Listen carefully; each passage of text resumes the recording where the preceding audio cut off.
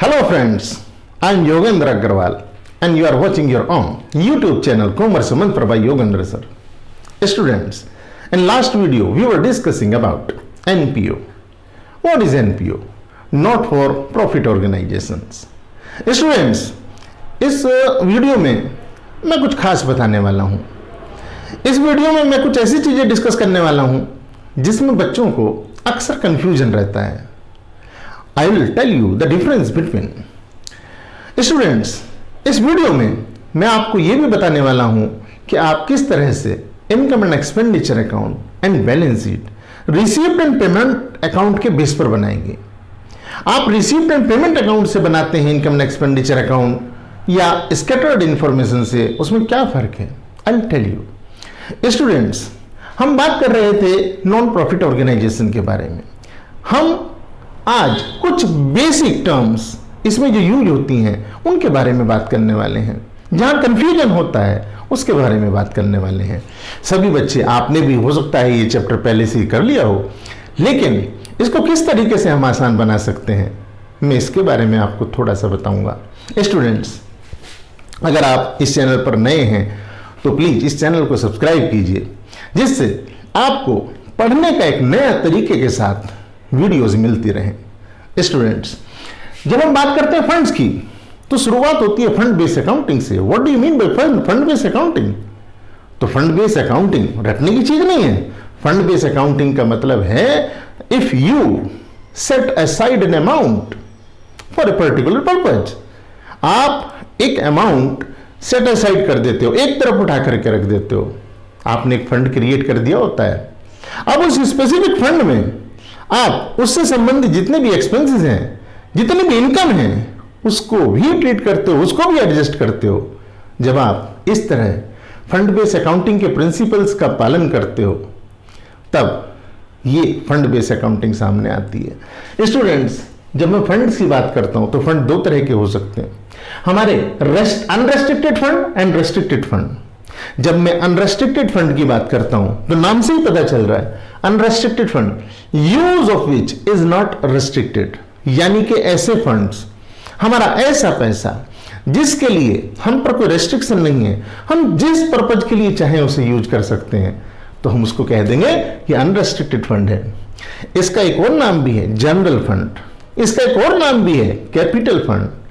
तो capital fund कह दीजिए, जनरल फंड कह दीजिए, अनरेस्ट्रिक्टेड फंड कह दीजिए, सबका मतलब एक ही है. स्टूडेंट्स, जब हम बात करते हैं यहां रेस्ट्रिक्टेड फंड की, तो रेस्ट्रिक्टेड फंड में use of which is restricted, यानी कि इसका यूज रेस्ट्रिक्टेड है. मतलब जिस पर्पज के लिए है उस पर्पज के लिए ही आप इसे यूज कर सकते हैं. स्टूडेंट्स, इसके अगर मैं एग्जांपल्स की बात करूं तो government fund, annuity fund, prize fund, endowment fund, बहुत सारे ऐसे फंड होते हैं, हो सकते हैं जो हमारे रेस्ट्रिक्टेड फंड की कैटेगरी में आते हैं. तो रेस्ट्रिक्टेड फंड मतलब पर्पज डिफाइंड है, उसी पर्पज के लिए आप इसे यूज करेंगे. स्टूडेंट्स, हमारे सामने दो टर्म्स आती हैं, एक तो डोनेशन और एक लेगेसी. इन दोनों में अक्सर स्टूडेंट्स को कंफ्यूजन होता है. तो स्टूडेंट्स, आज मैं इसके डिफरेंस को आपको बताने वाला हूं. डोनेशन और लेगेसी, अगर मैं इन वन वर्ड कहूं तो दोनों का मतलब एक ही है. अगर मैं एक शब्द में आपको इसे बताऊं तो दोनों एक ही हैं. लेकिन what is the technical difference between both? Donation, पहले डोनेशन की बात करते हैं. दान हमें किसी ने कर दिया है, उस दान करने वाले व्यक्ति को हम क्या कहते हैं? डोनर.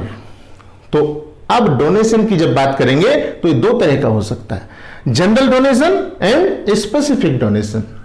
जब मैं जनरल डोनेशन की बात करता हूं तो यहां इस केस में no condition by donor for its use, यानी कि डोनेशन करने वाले ने हमें डोनेशन दे दिया, दान दे दिया, लेकिन उसके साथ कोई कंडीशन नहीं लगाई कि आपको इसे इस पर्पज के लिए यूज करना है, इस पर्पज के लिए यूज करना है. बस दे दिया, अब आप इसका अपने हिसाब से इस्तेमाल कीजिए.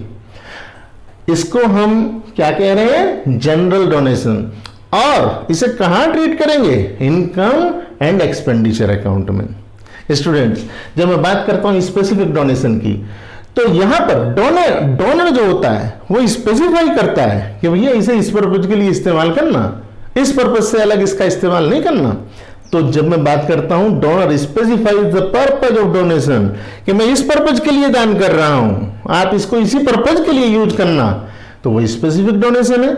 मान लीजिए उसने कह दिया कि मुझे एक लाइब्रेरी बनवानी है, अब वो लाइब्रेरी के लिए डोनेशन कर रहे हैं, तो लाइब्रेरी में यूज होगा जी। वो कहता है एक बिल्डिंग बनवानी है, उसके लिए मैं आपको इस बिल्डिंग के लिए डोनेट कर रहा हूं, स्पेसिफिक डोनेशन है, आप उसका और कोई यूज नहीं कर सकते हो। तो इसका मतलब ये आपको अपने एसेट की तरह से दिखाना है। बैलेंस शीट में इसको ट्रीट करेंगे, ठीक है। तो हम जो इससे क्रिएट करेंगे वो एसेट बैलेंस शीट में जाएगी। इस डोनेशन को भी हम कहां ट्रीट करेंगे, बैलेंस शीट में ही दिखाएंगे। इसे हम इनकम एंड एक्सपेंडिचर अकाउंट में नहीं दिखाते हैं। Specific donations are not shown in income and expenditure account. I think ये बात तो याद रहेगी। अब कंफ्यूजन होता है लेगेसी में। सर ये लेगेसी क्या है? तो लेगेसी का अगर मैं हिंदी में मतलब बताऊं तो लेगेसी का मतलब है विरासत। सोचिए आप लोग, विरासत सुना है? विरासत, लेगेसी। अब ये विरासत कैसे मिलती है जानते हैं ना? विल में, वसीयत में मिलती है। मतलब विरासत में मिली हुई चीज किस रूप में मिलेगी, कैसे मिलेगी? विल के जरिए। इसका मतलब ये ऐसा दान है तो ये भी डोनेशन है, लेकिन ये डोनेशन ऐसी डोनेशन है जो विल के जरिए मिलती है हमें, यानी कि amount received as donation under will, यानी कि जो आपको विल में, विल मतलब वसीयत में मिली हो, ठीक है। तो ऐसी विरासत जो वसीयत में मिली है, मतलब ऐसी डोनेशन जो वसीयत में मिली है, वो हमारी क्या है? वो है लेगेसी। लेगेसी भी दो तरह की होती है। लेगेसी में या तो जनरल डोनेशन होगी या स्पेसिफिक डोनेशन होगी। अब लगभग ये वही बात आ जाएगी जो ऊपर थी हमारी, यानी कि general donation revenue receipt treat की जाएगी और हम इसे कहां पर क्रेडिट करेंगे? इनकम एंड एक्सपेंडिचर अकाउंट में लिखा हुआ है, इनकम एंड एक्सपेंडिचर अकाउंट में दिखाएंगे। इसके बाद बच्चों स्पेसिफिक डोनेशन, तो ये specific fund account is maintain. Specific जो डोनेशन होगी उसके लिए एक स्पेसिफिक फंड अकाउंट हम मेंटेन करेंगे और जितने भी उससे संबंधित एक्सपेंसेस हैं, जितने भी उससे संबंधित इनकम है, वो सब उसी में ही जाएंगे, उसी फंड में जाएंगे। और हम इसे कहां शो करते हैं, कहां पर दिखाते हैं? ऑफ कोर्स ये हमारा स्पेसिफिक है, इसका मतलब हम इसे वहां तो नहीं दिखाएंगे हम इसे इनकम एक्सपेंडिचर में तो नहीं दिखाएंगे, फिर कहां दिखाएंगे? ऑफ कोर्स बैलेंस शीट में दिखाएंगे। इसका मतलब हमारा स्पेसिफिक बैलेंस शीट की चीज होती है। अब कोई से भी फंड की बात करें आप, लेकिन जब स्पेसिफिक की बात आ जाएगी तो स्पेसिफिक का मतलब है we are not going to show it in income and expenditure account. जब हम बात करते हैं जनरल की तो वो रेवेन्यू मान लिया जाता है और उसको हम कहां दिखाते हैं? इनकम एंड एक्सपेंडिचर अकाउंट में। मतलब बिना याद करे आप इसे बेहतर तरीके से बना सकते हैं। स्टूडेंट्स, मैं एक साइड हो जाता हूं, इसका आप स्क्रीनशॉट लीजिए पहले, उसके बाद मैं आपको income and expenditure account and balance sheet किस तरह से हम बनाते हैं रिसिप्ट एंड पेमेंट अकाउंट से, वो चीज़ आपको सिखाऊंगा। बहुत आसान तरीके से चीज़ें मैं आपको बताने वाला हूं, तो इसको आप स्क्रीनशॉट ले लीजिए। स्टूडेंट्स, आई होप आपने स्क्रीनशॉट ले लिया होगा। अब मैं बात करता हूं आपके लिए रिसिप्ट एंड पेमेंट अकाउंट से जब हम बनाएंगे income and expenditure account and balance sheet, तो किन बातों का ध्यान रखना है। तो मैं थियोरेटिकली बेस लेकर आपको इसको बताने वाला हूं कि हम किन स्टेप्स को फॉलो करें कि हमारे से गलती ना हो। तो भाई जब हम इनकम एंड एक्सपेंडिचर अकाउंट बनाते हैं, बैलेंस शीट बनाते हैं रिसिप्ट एंड पेमेंट अकाउंट से, तो इसमें और नॉर्मल में क्या अंतर है? तो बच्चों, जब हम स्कैटर्ड इंफॉर्मेशन हमें दी होती है, कोई बात नहीं, हमें वहां से भी उठा करके आइटम्स, एक्सपेंसेस वाले एक्सपेंसेस की साइड में लिखने हैं, इनकम वाले इनकम की साइड में लिखने हैं, बैलेंस शीट वाले बैलेंस शीट में लिखने हैं। तो अगर स्कैटर्ड इंफॉर्मेशन हमारे पास में होगी, बिखरी हुई इंफॉर्मेशन होगी, तब भी हमें इसी तरह से बनाना है। और रिसिप्ट एंड पेमेंट अकाउंट से जब बनाएंगे तब भी हमें ऐसे ही बनाना है। हमारे लिए कोई चेंज नहीं है जी। कैसे? मान लीजिए रिसिप्ट एंड पेमेंट अकाउंट में हमें जो रिसिप्ट साइड है वहां पर ऑफ कोर्स इनकम की चीजें हमें दे रखी होंगी, तो हम वहां से तो और भी आसान हो जाएगा हमारे लिए बनाना। तो हम कौन से स्टेप्स को फॉलो करने वाले हैं उसको देखिए। सबसे पहले हम computation of opening capital. Opening capital का मतलब जब हम क्लोजिंग बैलेंस शीट बनाएंगे तो क्लोजिंग बैलेंस शीट बनाते हुए हमें ओपनिंग कैपिटल की जरूरत पड़ेगी, क्योंकि अगर हमारा सरप्लस है, अगर हमारा डेफिसिट है, तो हमें उसी में तो एडजस्ट करना पड़ेगा। तो कैसे बनाएंगे? तो भाई हम एक ओपनिंग बैलेंस शीट बनाते हैं। For this purpose we prepare an opening balance sheet, जो रिसीव्ड एंड पेमेंट अकाउंट में हमारे ओपनिंग और क्लोजिंग बैलेंसेस दिए हुए होते हैं, और जो हमें एडिशनल इंफॉर्मेशन दी होती है वहां से हम बाकी एसेट और लाइबिलिटीज ओपनिंग वाली लेकर के और वहां से एक ओपनिंग बैलेंस शीट बनाते हैं। और इस ओपनिंग बैलेंस शीट के प्रिपेयर करने के बाद हमें एक बैलेंसिंग फिगर मिलती है जिसे हम ओपनिंग कैपिटल कह देते हैं। तो कैपिटल साइड, लाइबिलिटी साइड में हमें एक बैलेंसिंग फिगर मिलती है जिसे हम ओपनिंग कैपिटल कहते हैं। अब इसके बाद में जब बात करते हैं हम items of income and expenditure, तो रिसीव्ड एंड पेमेंट अकाउंट में हमें देख करके बस ये रिकॉग्नाइज करना आना चाहिए कि अच्छा ये आइटम एक्सपेंस का है, ये आइटम इनकम का है। तो फिर हम जो एक्सपेंस का आइटम है वो एक्सपेंस की साइड में आ जाएगा, जो इनकम का आइटम है वो इनकम की साइड में आ जाएगा। वैसे जब आप एक आध क्वेश्चन कर लोगे तो वैसे ही आपको चीजें याद हो जाती हैं, वरना आप एक बार सोच करके देखो, received and payment account, received side में जो भी कुछ होगा वो सब हमारी इनकम का ही तो रूप होगा। हमारी रिसीव्ड साइड में हमारी इनकम्स होंगी, इसका मतलब हमें रिसीव्ड साइड से आइटम उठाने हैं जो इनकम का रूप होंगे, और हमें पेमेंट साइड से रिसीव्ड एंड पेमेंट अकाउंट, जो पेमेंट हमने किए हुए हैं वो पेमेंट साइड से हमें उठा करके इनकम एंड एक्सपेंडिचर अकाउंट में एक्सपेंसेस साइड में लिखने हैं। तो इनकम को और एक्सपेंसेस को पहचानना तो आसान है, लेकिन जो मैंने पिछली वीडियोस में बताया है उस बात को ध्यान करना पड़ेगा। हमें रेवेन्यू आइटम्स ही लेने हैं, हमें रेवेन्यू इनकम ही लेने हैं, रेवेन्यू एक्सपेंस लेने हैं जब हम इनकम एंड एक्सपेंडिचर अकाउंट बना रहे होंगे, क्योंकि while preparing income and expenditure account we don't consider capital receipt and capital expenditure। तो स्टूडेंट्स हम यहां पर रिवेन्यू वाले छांट लेंगे। सपोज करिए रिसीप्ट एंड पेमेंट अकाउंट में हमने एक बिल्डिंग परचेज की है, तो रिसीप्ट एंड पेमेंट अकाउंट में तो लिखी होगी वो, लेकिन हमें पता है ये कैपिटल पेमेंट है, कैपिटल एक्सपेंडिचर है, इसका मतलब इसे हम इनकम एंड एक्सपेंडिचर में नहीं लिखेंगे।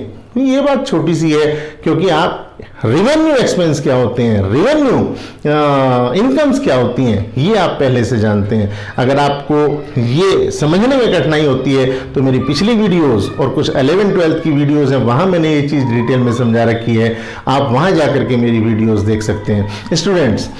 और वैसे भी आपको किस टॉपिक पर वीडियोस चाहिए, किस टॉपिक पर आप कुछ चीज जानना चाहते हैं, प्रॉब्लम महसूस करते हैं, मुझे आप बताइए कमेंट सेक्शन में, तो मैं आपको उस टॉपिक पर इजी तरीके से, पढ़ने वाले, समझने वाले तरीके से चीजें बता करके समझाऊंगा। स्टूडेंट्स अब बात करते हैं हम ये आइटम रिकॉग्नाइज करने के बाद थर्ड पॉइंट पर, expenses income not shown in receipt and payment account.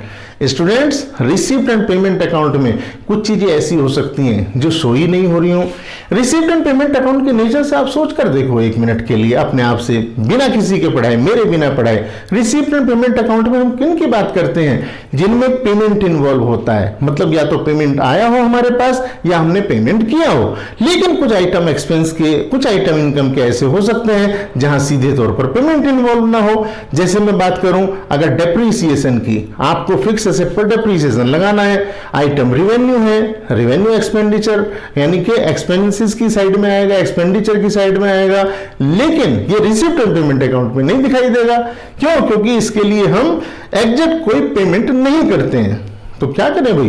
तो ऐसे आइटम्स को हम रेलेवेंट इंफॉर्मेशन से लेके हम लिखेंगे अपने एक्सपेंडिचर साइड में, जब इनकम एंड एक्सपेंडिचर बना रहे होंगे। ऐसी इनकम्स को लिखेंगे जो रिसीप्ट एंड पेमेंट अकाउंट में तो नहीं है, लेकिन वो इनकम एंड एक्सपेंडिचर अकाउंट का हिस्सा है। हाँ, इसमें ये जरूर है, जब हम इनकम एंड एक्सपेंडिचर की बात करते हैं तो कुछ आइटम तो ऐसे होते हैं रिसीप्ट एंड पेमेंट अकाउंट में जिनमें हमें कोई एडजस्टमेंट करने की जरूरत नहीं होती है, लेकिन कुछ आइटम ऐसे हो सकते हैं एडिशनल इंफॉर्मेशन के बेस पर जिनमें हमें एडजस्टमेंट भी करना है।